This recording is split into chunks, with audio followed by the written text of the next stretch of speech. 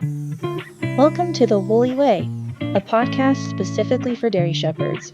That is, folks wanting to raise sheep for the purpose of harvesting milk.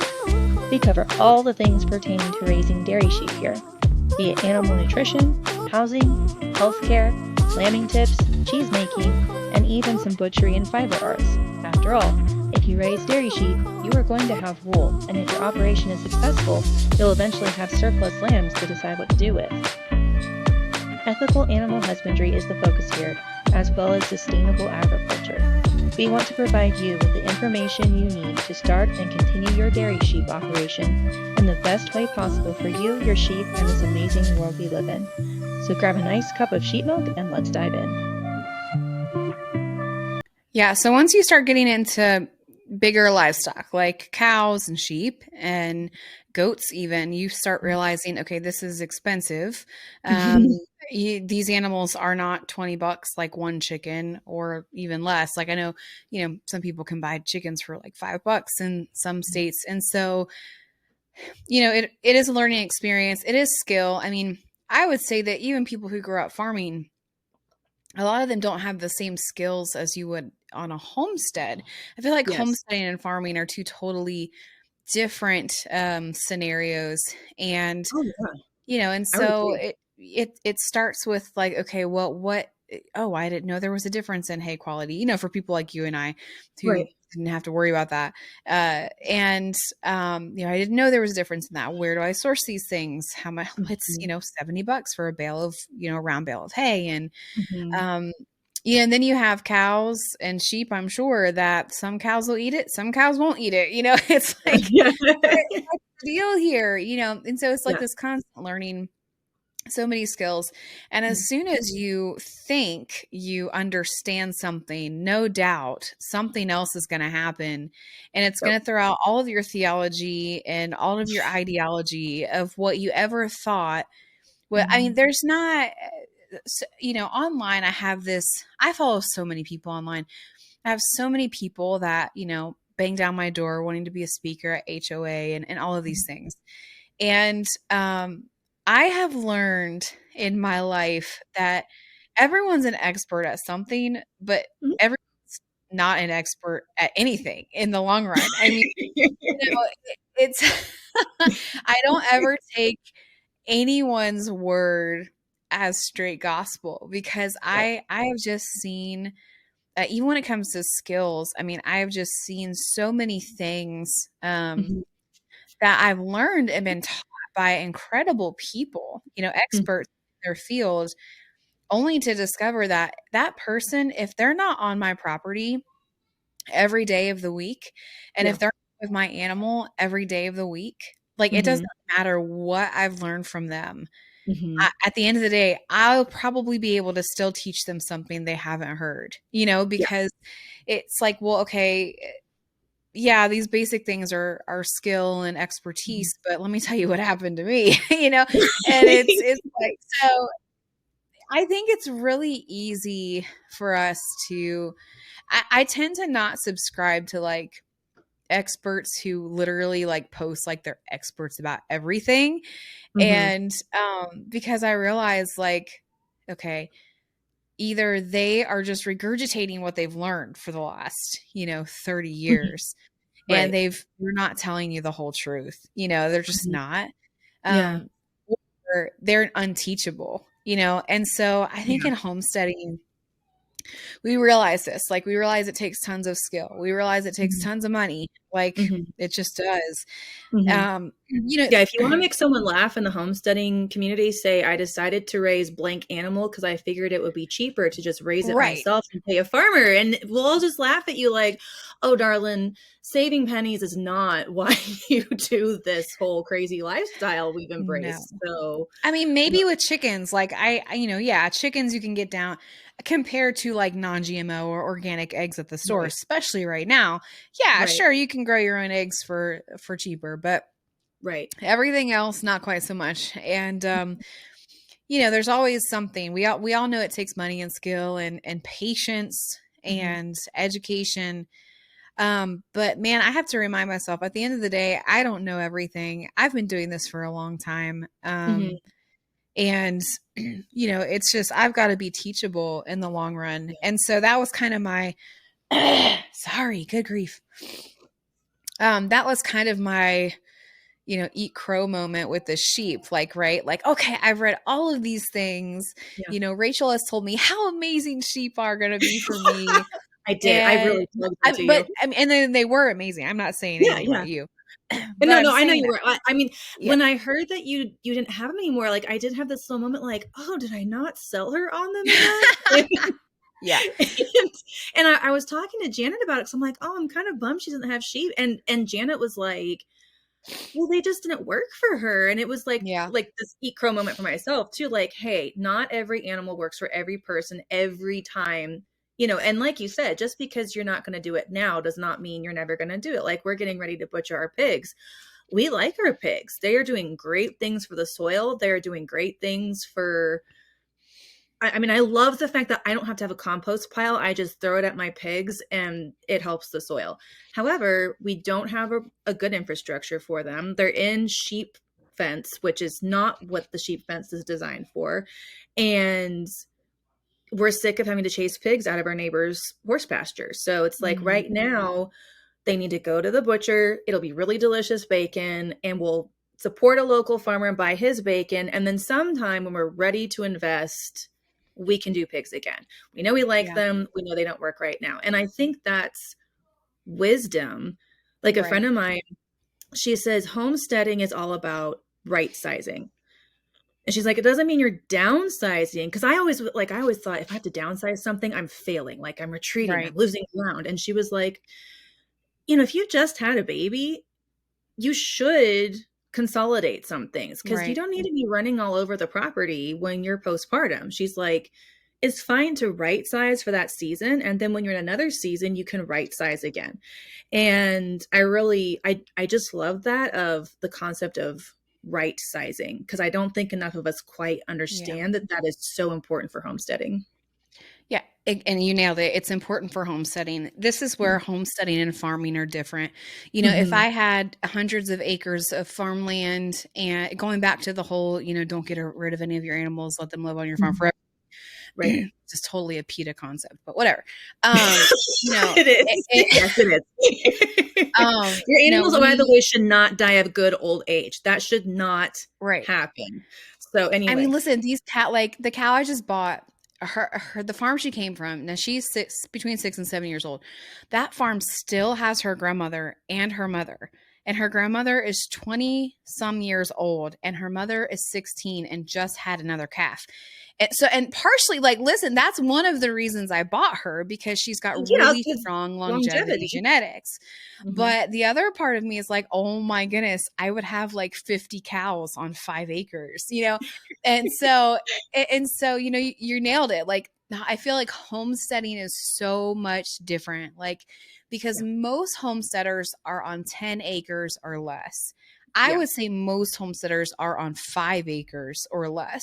Especially and it's now. doable. Yeah, especially now. I mean, you can literally grow all the food you will ever need on 5 acres or less. It's doable. You can totally do it depending on the terrain of your farm.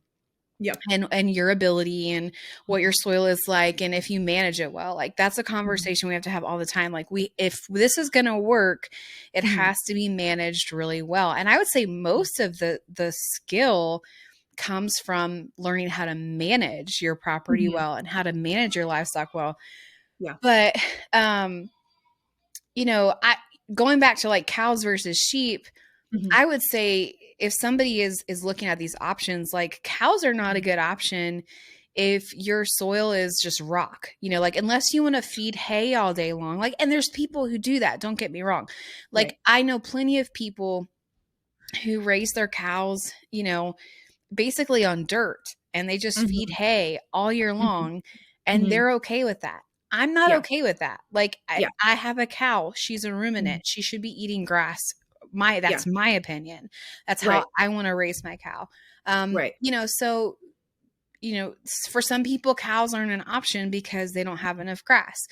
For some people, cows aren't a good option because they're maybe not as manageable because they're 800 to 1,200 pounds versus, you know, a couple 100-pound sheep that you could technically throw around if you really had to, you know? Right. And, well, you know, we got our sheep before we got our cows. And then we went to HOA and heard Sean and Beth Daughtery, and the topic was how to save on chicken feed, which was sinking us at that time.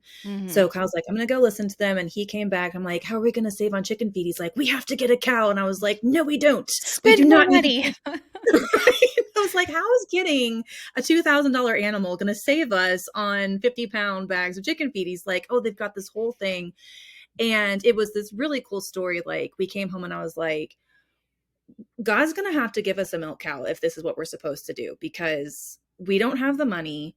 And I grew up around Angus cows in New Mexico, and those things terrified me. I was I don't want, like, this is a delightful little farm, not some Jurassic Park. And so it was really cool. We asked our Sunday school to pray for a milk cow, and someone gave us the money for this cow. And we were like, okay. So we went to our old Amish herd share, and we were like, where do we get a good A2 cow? And he's like, well, if Chestnut's freshened, you can have her for a song because she's got different sized teat. We went out and she had just dropped a calf. So within a couple days, we had a milk cow on our property. Wow. I had a nervous breakdown because she was so big. And I was like, you know, I grew up around horses, but I'm like, cows are not like horses. They don't know where their feet are. What if she steps on me? Like, if she sneezes on me too hard, I will go flying across the pasture. And so, you know, and it was a control issue on my part because I didn't come up with this idea, and I had come up with all the ideas at that point, but this was my husband's childhood dream. And so, like, a week or two after we got her, I was just like, her poop's messier. Like, my sheep's poop's cleaner than your animal's poop are. And, you know, she's bigger and she's louder and she's all these things. And he was just like, okay, are you done? Because I'm going to go milk the cow. And then you have milk for cheese. You didn't have that with the sheep before. And I'm like, okay, fine. Right. So, you know, it was just interesting to me having gone through that, and my husband's grace and love and wisdom. You know, it was a bigger expense. It was more, you know, bigger. Everything was just bigger. You get more milk. You have more poop. You have more feed. You have a lot more. And I didn't realize how stressed that was going to make me, because I was used to smaller bite-sized pieces with a sheep. Like you said, I mean, if a sheep got ornery, I just threw it across the room and said, list here. And if I tried that with my cow, she would just kind of sneeze on me and go, well, that was rude. You want to ask nicely? Right. And hey guys, I just wanted to interrupt this real quick to give a shout out to our sponsor, the North American Dairy Sheep Association. NADSA is open to any sheep breed or cross used for milking. NADSA supports dairy shepherds and is elevating dairy standards in sheep in America. You can become a member by going to www.northamericadairysheep.org, or you can email the association at northamericadairsheep@gmail.com. I am so thankful to NADSA for sponsoring this podcast and helping me bring more resources to the dairy sheep community. Stay tuned for future podcast episodes where I talk to NADSA board members and the president about what NADSA is trying to accomplish in America for the dairy sheep community. You have to think what your management's going to be, what you can handle, what your goals are, like you said. I mean, I think having goals is so imperative. Like, I have so many people coming to me saying, I'm going to raise sheep like my ancestors did. I'm like, well, I guess you're going to be homeless now because your ancestors were nomadic and took their sheep to new pastures every single day. So let's reevaluate what you just said for a second, because if you mean historic shepherding, that's nomadic. If you mean regenerative, you have to look at what your property has, what your forage is, what breed you have. I mean, Katahdins, who are hair sheep, can be managed differently than a woolly dairy ewe. Right. Yeah, and that was really something we had to think about too, that we didn't have to think about with cows.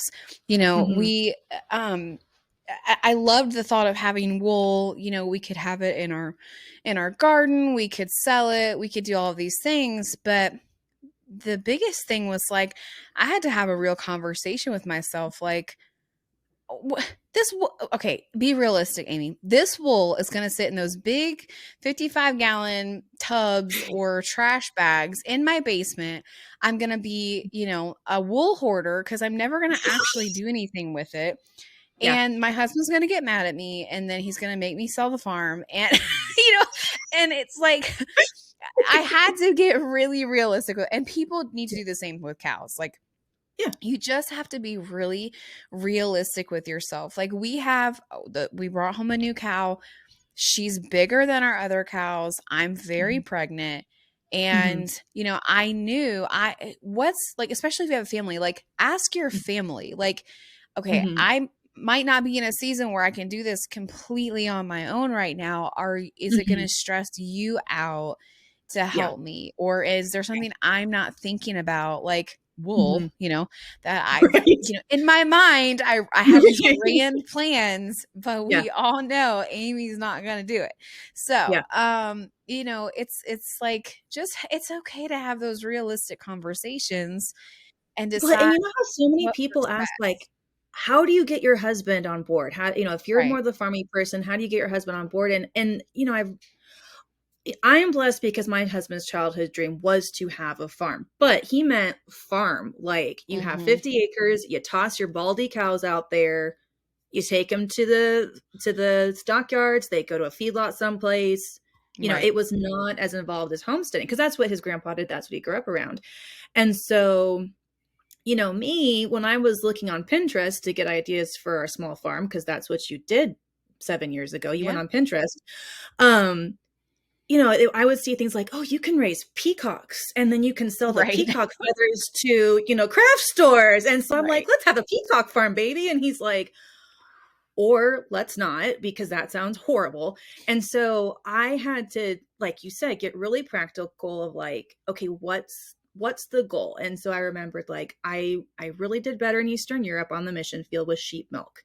So, I knit. My husband likes the stuff I knit for him. If I have a spinning, like, I know I already had that skill set with, which is helpful. So when I sat down with him and said, let's try dairy sheep, it was like, okay, here's the logical thought process of why I want to do this. And then, like you said, he was like, well, here's my concern about X, Y, and Z. And we just had this conversation of really blunt honesty of what's your why, what's your concern, and then worst case scenario, what happens if, what happens if he's working overtime and something happens to the sheep? How can I handle that? Worst case scenario, we get them and they're horrible. We don't like them. Am I fine with just eating all of them? And I think that really is, I hate to say this, but when people are like, how do you convince him to do stuff? I'm like, it's not convincing him to do something he doesn't want to. It's, you have to have a healthy marriage and good communication of how are we going to work together, because you can't be entirely self-sufficient. You have to work with each other. Yeah. I mean, I think that what sets it apart is, again, going back to the farm versus homestead thing. With homesteading, your focus is the home. If you're farming and you've got 50 acres and you can throw 10 sheep out in a pasture, to me, that's way easier than, having a 10-acre or smaller or homestead where you're having to manage it. And so the question is, what works for everyone in your household? What works for mom, who's managing the household and who's managing kids? What works for dad, who's probably working outside of the home and having to do some farm management? What works, we have an older son he's going to be 16 this year. What works for him? He's got, from the age of 8 up until now, he has farm chores. He, milked for months while I was pregnant and not feeling well, and he did all of that on his own. And so, but, that may not work for him for forever. He's going to be required to do stuff whether he wants to do it or not. But, it's still, he has goals he needs to work towards, becoming a young adult. And now we have another baby on the way. And so it's funny because I'm kind of in this state right now where I'm like, okay, we're going to pull back on everything right now. And it seems like every time I go through a season like that, my husband's like, no, we're not. We're going full speed ahead and I'm going to do it. And I'm like, I'm going to hold you to this. It's like I was not in the market for another milk cow. But one of our other cows was drying off. The other one's not a huge producer because, it's her first year and she's a smaller frame cow.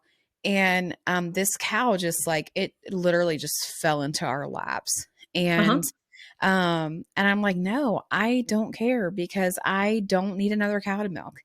And Right. he's like, but yes, you should care because these are really good. Now he's lecturing me on genetics and he's lecturing me on why we keep this And you're cow. like, this is a dream come true, but dang, it could have Right. happened Could later. you have not waited to get enthusiastic about this?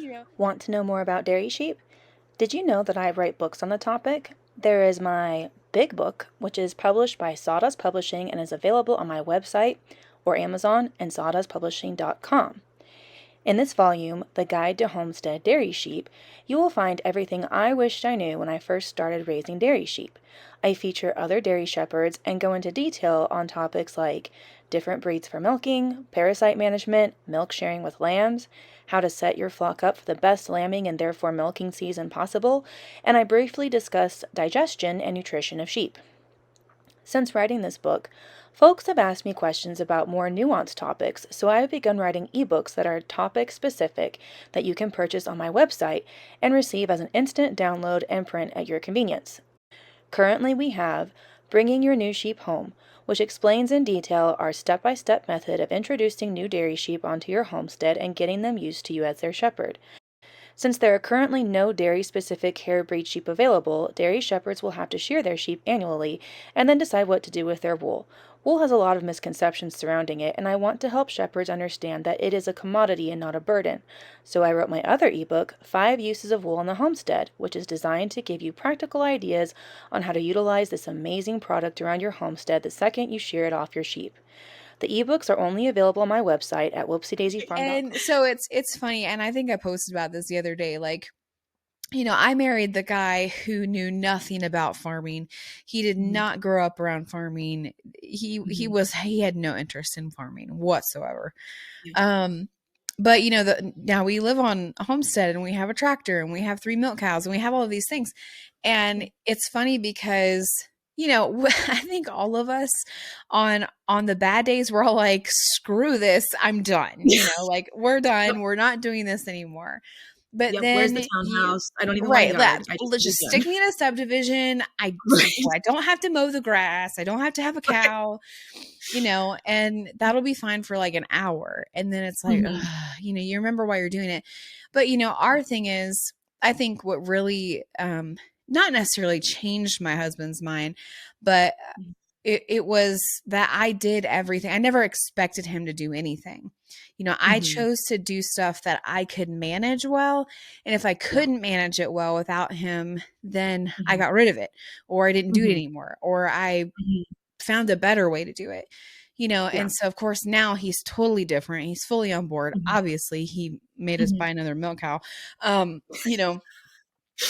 he's just he's seen the benefit of a homestead, because it really is about our family, like providing food for our family, and now not just for our family, but other families. And, so it's just it's a culture change is really what it boils down to. And that really transfers into, okay, what works for us. And sheep did not work for us. It put way more stress on us as a family than cows do. Not kidding. I can go out there even pregnant and milk 2 cows in less than 20 minutes and be cleaned up and milk put away in less than 30 minutes. Yeah. But now with a new cow, she has a calf. She's still getting used to us. The cow's she was on that same farm for 7 years, so she's got a lot of stress that she's dealing with.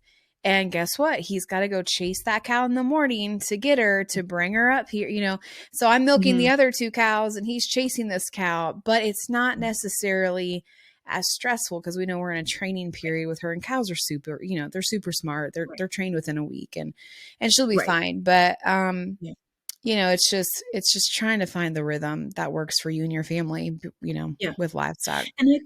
And I think men really appreciate it when we have that conversation of, is this going to stress you? I have this idea, but I want to know how it's going to affect you. And I mean, for my husband, when I was pregnant, he was like, I don't want you milking the sheep, because where the stanchion's at and where the sheep's legs are, that's right where your stomach is. And so for him, he was like, it's more stress to me to think of you out in the barn at risk than it is for me to get up an hour or 2 early so I can milk and provide that sheep milk for you that you need. Mm-hmm. And I know that you're safe. And I think, if we can keep in mind, men really crave seeing tangible respect for them and their Right. need to provide in simple ways, like just saying, hey, this is my idea, but I want to know your thoughts. They really just flourish under that. And then we can work together to have a situation, like you said, where he's fine chasing this cow around the paddock because he knows this is temporary, it's going to provide, and that's ultimately what he wants. So Yeah, I agree. I think, I think a lot of married couples in a homesteading, especially it's normally it's the women who want to do it and the men who don't is normally how it goes. But it's almost like, well, I'm going to do it with or without you, and that's fine. But I noticed a big difference when, yes, I was doing it without him for some time.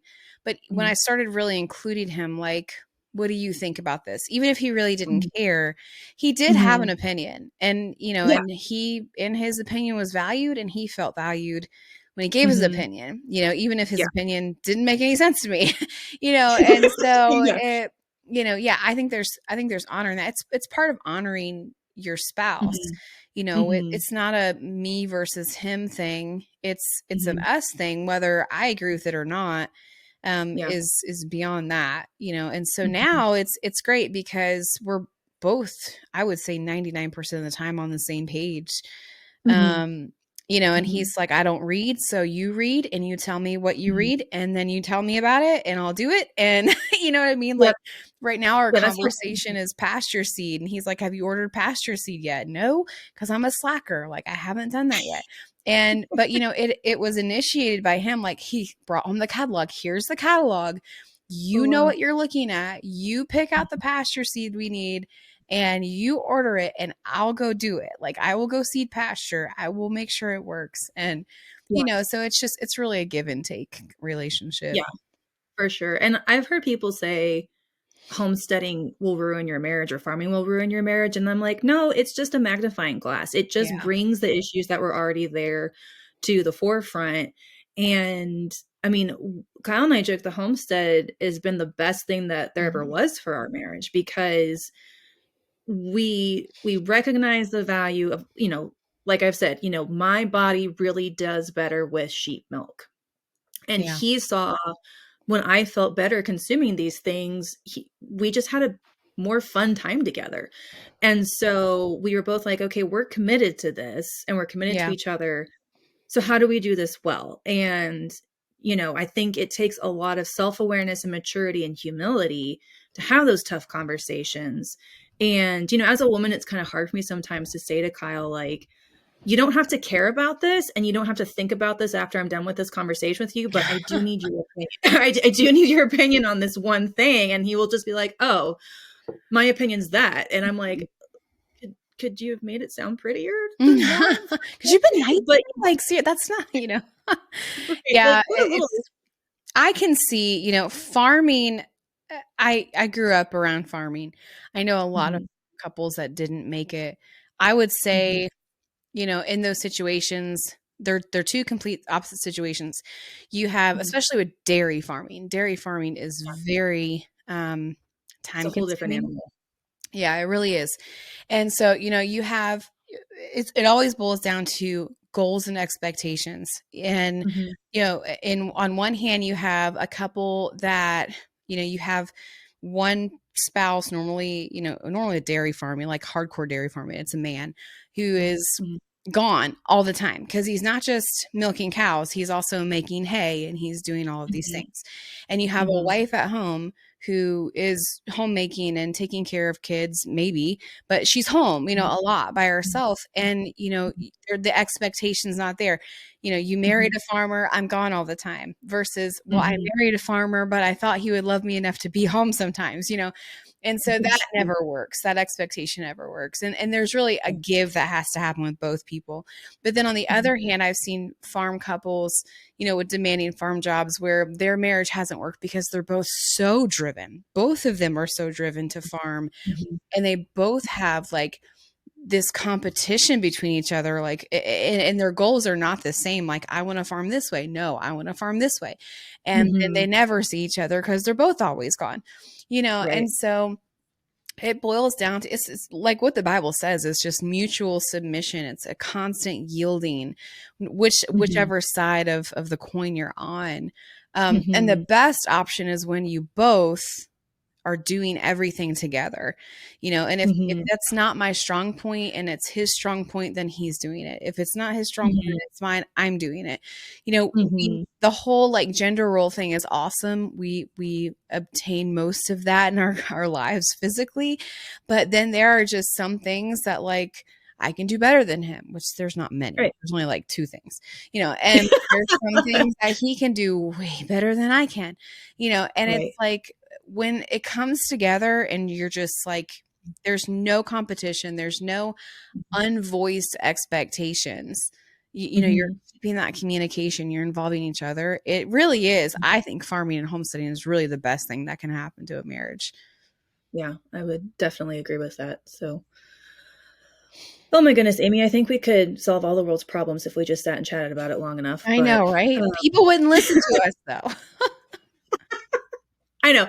Whenever something big happens that hits the news waves and stuff, like I have some friends overseas and they'll be like, what do you think about this? And I'll be like, well, they should have done X, Y, and Z, but they didn't ask me. So that's why they did it wrong. Yeah, and they'll laugh because I'm like, I know how this should go. They just didn't call me and ask. But all right, Amy, thank you so much for your time. I want to be respectful because I know your littles are probably like, where is mom? But if you could tell folks really fast where they can find more about you. Yeah. So I have a couple different websites. We have homesteadersofamerica.com for any educational events that we have. I have a personal website, amyfewell.com or thefuelhomestead.com, whichever you prefer. It has, we talk about farming, a lot of herbalism on there, a lot of health and wellness on there. There's also an herbal course that you can take. And then our farm actually has a website, but that's for local people. But if you want to check it out, you can. It's refugeofliberty.com. And that's where you can find us. Okay. And I'll put all that in the show notes. And then you're on Instagram and Facebook at Amy K Fewell. Yeah, it should be, it's either Amy Fewell or Amy K Fewell. And then we have a couple of YouTube channels too. Okay, awesome. Well, thank you so much for sharing your thought processes, and I will see you in October. Awesome. See you soon. Thanks so much for listening to the Woolly Way podcast. We hope you enjoyed our episode and have gleaned at least one tip you can implement in your flock right away. If you liked what you heard, please hit the subscribe button. And if you wouldn't mind, leave us a review. This helps others find our podcast so they can enjoy learning more about dairy sheep along with you. The Woolly Way podcast is a production of Whoopsie Daisy Farm. For updates and information about our show, follow us on Facebook or Instagram, subscribe to our YouTube and email list, and look us up at whoopsiedaisyfarm.com. Have a particular guest you'd like us to host or a topic you'd like us to cover? Fill out our contact form on our website or shoot us an email at whoopsiedaisyfarm@gmail.com. See you next time!